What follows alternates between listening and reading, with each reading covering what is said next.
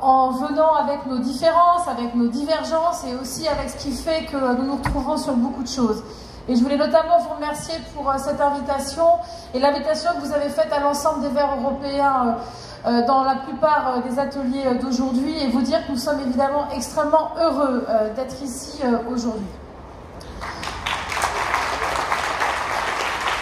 La seconde chose, évidemment, après avoir écouté Zoé, je crois qu'il n'est pas besoin de nous convaincre des ravages et des dégâts de l'austérité. Zoé a dit que l'austérité tuait, qu'elle détruisait. Et nous avons vu, en effet, ce qu'elle a fait en Grèce et ce qu'elle a fait à d'autres pays européens. L'austérité, c'est aussi qu'elle a une arme anti-écologique. Et je tiens à le dire, parce que derrière ce qui est mis dans l'austérité, on cherche aussi à détruire ce qui fait notre planète, ce qui fait nos ressources naturelles, ce qui fait notre environnement, en nous imposant des politiques économiques, des modes de production, du pillage des ressources naturelles qui nous empêchent de vivre correctement et y compris de rester en vie et d'avoir une vie non pas polluée par tout ce qui fait aujourd'hui notre économie.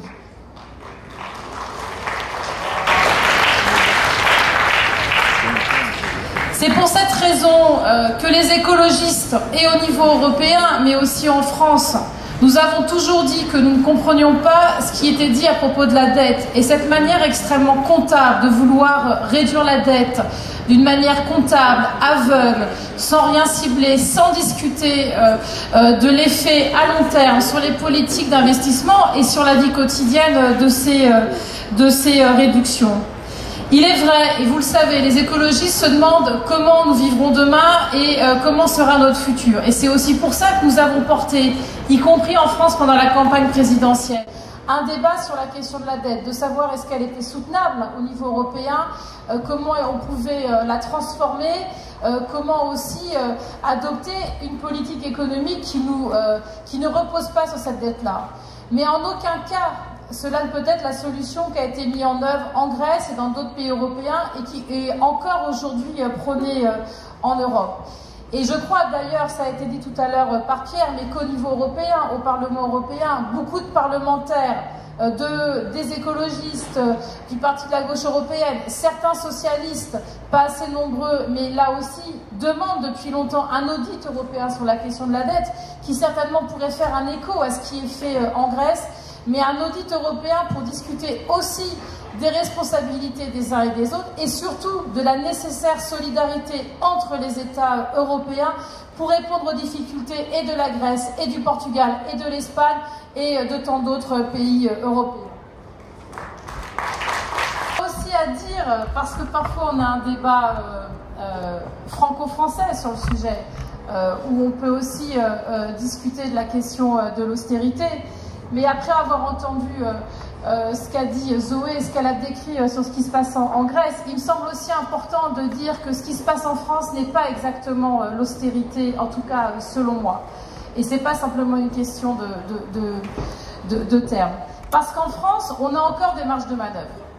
Et la preuve, c'est que quand on décide de mettre 40 milliards aveuglément sur les entreprises en créant le crédit impôt compétitivité, sans chercher à avoir une vision politique de ce sera cet argent, c'est bien la preuve que l'on a encore des marges de manœuvre. C'est la même chose quand on ne va pas plus loin sur la question de l'évasion fiscale ou quand on fait des cadeaux aux actionnaires par des niches fiscales assez importantes. Si je dis ça, c'est parce que nous, en France, on a une chance énorme par rapport à d'autres pays. C'est que nous avons, d'une part, des services publics encore sur pied, je dis bien encore, et je ne dis pas qu'ils ne sont pas sous le coup de grandes difficultés, comme je pense d'autres que moi en parleront, mais nous avons aussi la capacité d'avoir des marges de manœuvre. Nous avons la chance d'avoir un système social qui tient, qui résiste, qui prend évidemment des coups, mais qui est aussi extrêmement solide et qui est en plus une valeur socle de notre pays. Et si je dis ça, c'est parce qu'il me semble aussi que nous devons être conscients de cela, y compris dans notre bataille européenne. Et aussi continuer à dénoncer cette manière assez aveugle qui a été utilisée en France pour justement éviter de se poser les bonnes questions et imposer des coupes drastiques, notamment dans la question sociale. À partir de là, ce que moi je voulais vous dire aujourd'hui, puisque c'est là-dessus que vous m'avez invité, c'est que oui, nous pensons qu'un autre modèle de développement économique est possible, un autre modèle de développement humain, qui est évidemment totalement contraire à l'austérité. Mais lutter contre l'austérité, ça ne veut pas dire non plus qu'on veut revenir au temps ancien. Et qu'on ne veut pas revenir non plus à une politique qui est basée sur l'idée de la croissance, du toujours plus, et que c'est comme ça qu'on arrivera à se développer. Moi, je ne crois pas que demain, s'il n'y avait plus de politique austéritaire, nous serions heureux d'être dans une surconsommation, dans une augmentation du pouvoir d'achat, sans réfléchir à ce que nous faisons de tout cela. Et c'est pour ça qu'aujourd'hui, et je le tiens ici, il y a beaucoup de camarades avec qui nous avons ces débats dans des instances diverses. Aujourd'hui, pour moi, il me semble important de pouvoir discuter de plusieurs choses. La première, c'est comment on développe un nouveau modèle économique, un nouveau modèle social qui justement répond à la question de la prospérité, à la question de la solidarité, à la question de l'égalité, sans obligatoirement répondre à la question de croissance. Comment est-ce que demain, on peut créer de la richesse sans continuer à piller notre planète, à piller y compris nos anciennes colonies, dans lesquelles nous avons des marchés, notamment énergétiques, absolument scandaleux. Comment demain nous pouvons mettre de la solidarité entre les peuples, entre les classes sociales, entre nous tous, sans être dans un rapport de classe dominant. Et c'est évidemment là-dessus que les écologistes veulent avancer, parce que nous pensons que c'est possible. Nous pensons qu'on peut avoir un mode de développement différent de celui qui a été le nôtre pendant de très nombreuses années et qu'on peut retrouver un chemin du bonheur, j'ose le dire, de la solidarité, un chemin où on peut vivre mieux sans être dans le monde ancien.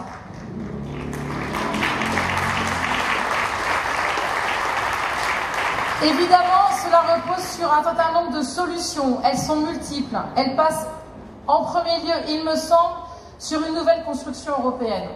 Pierre, tu as fait référence tout à l'heure au vote sur le traité, sur le TCE, le traité constitutionnel européen. Je faisais aussi partie de celles et ceux qui ont défendu le non à l'époque et je n'en ai aucun regret.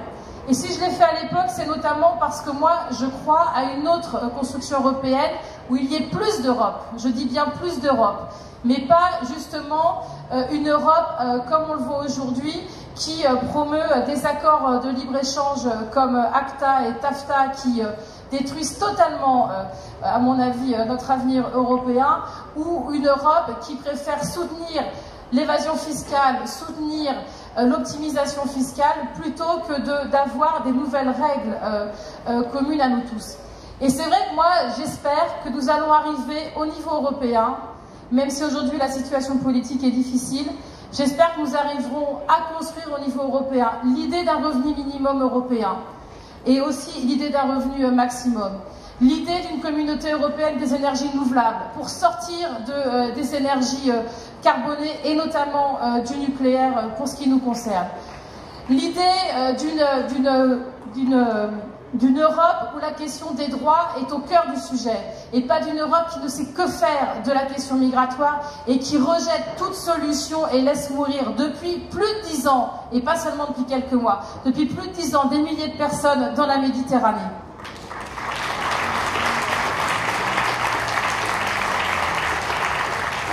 Et enfin, peut-être que le mot est un peu emphatique, mais réenchanter le rêve européen, je pense que c'est possible et que c'est même une nécessité aujourd'hui pour nous, dans un pays où, il faut le reconnaître, l'alternative est plutôt incarnée par un parti d'extrême droite nationaliste qui oppose les uns aux autres, plutôt que ce que nous avons vu éclore et être victorieux, que ce soit en Grèce ou en Espagne. Aujourd'hui, devant nous, ce que nous avons à faire, c'est évidemment arriver à construire des jalons communs pour justement défendre cette autre Europe. Une Europe plus solidaire, plus écologiste et qui met la question de la citoyenneté européenne en premier lieu. Mais cela veut dire aussi que nous arrivons à sortir des batailles nationale des oppositions entre pays et surtout que nous arrivons à faire taire les égoïsmes des États nationaux. Parce que qu'est-ce qui se passe aujourd'hui européen, y compris avec notre commissaire européen à l'économie qui a excellé, n'est-ce pas, avant en France en tant que ministre de l'économie. Ce que nous voyons aussi, c'est la défense des intérêts nationaux de chacun. Et c'est ce qui s'est passé, y compris avec la question de la dette grecque, dans les premières résolutions où les États, avant tout, voulaient se faire payer et peu leur importer de savoir comment allait vivre le peuple grec. Et c'est là-dessus qu'il faut que nous arrivions à avancer. Mais on arrivera à avancer par plus d'Europe, pas par moins d'Europe, par plus d'Europe, par plus de démocratie au niveau européen, par une Commission européenne qui est élue au suffrage universel et qui ne dépend pas de la position de ses États, par un Parlement européen dont le président n'est pas le fruit d'accords entre le PPE et le PCE. Et c'est là-dessus, à mon avis, que nous pouvons créer demain des alternatives très fortes, des alternatives qui font sens commun et qui nous permettent vraiment de construire pour demain un monde meilleur.